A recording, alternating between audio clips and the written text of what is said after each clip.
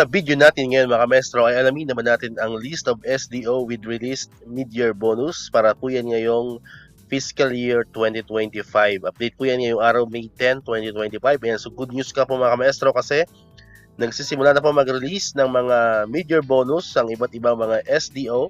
Ayan, although ngayong araw po no, sa update po natin ay meron pa lamang pong tatlo. Anyway, ang guidelines naman po ng releasing ng mid-year bonus is not earlier than May 15 ano po mga maestro, pero ito yung mga nauna na no. So congratulations po sa mga una-unang SDO no, before May 15 ay talagang nag-effort na no yung kanilang mga personnel ano po para ma-release ng maaga itong kanilang mid-year bonus. So syempre po ang source po natin ng information na ipamamahagi po natin ngayong araw ay walang iba kundi si Ma'am Sheila Lee Manuel. Ayan, sa kanya pong official Facebook page. Ayan. So credits po kay Ma'am Sheila Lee Manuel.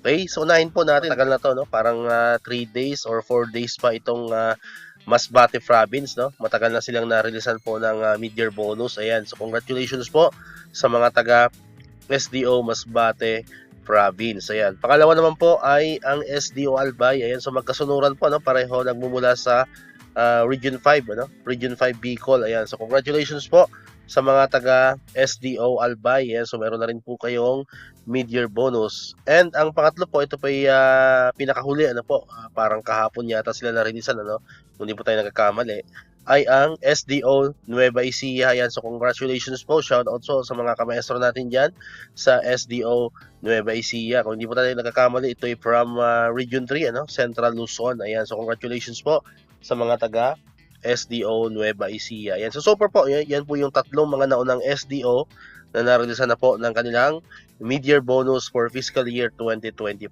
Ayan, kung meron po dyan mga ibang SDO na nareleasean na rin po ng mid-year bonus pero hindi pa po natin nabanggit sa video na to, hindi pa po na-post ni Ma'am Sheila, pwede nyo rin pong i-comment yan sa comment section po natin para sa next update po natin ay may sasama po natin ang inyong mga SDO. Alright, so dito ko natatapusin itong ating video ngayon mga maestro. Kung di ka pa nakakapag-subscribe, click mo na ang subscribe button dyan para ikaw yung unang nakapanood ng mga videos na in-upload natin. Katulad ito, yung mga updates pa rin about sa mid-year bonus and other benefits sa mga teachers and government employees. And syempre, click mo na rin ang notification bell button para manonotify ka, always updated ka pag may mga bago tayong uploaded na video. So muli, maraming salamat sa inyong panonood at pakikinig. Once again, El Maestro. See you on my next vlog. Bye-bye!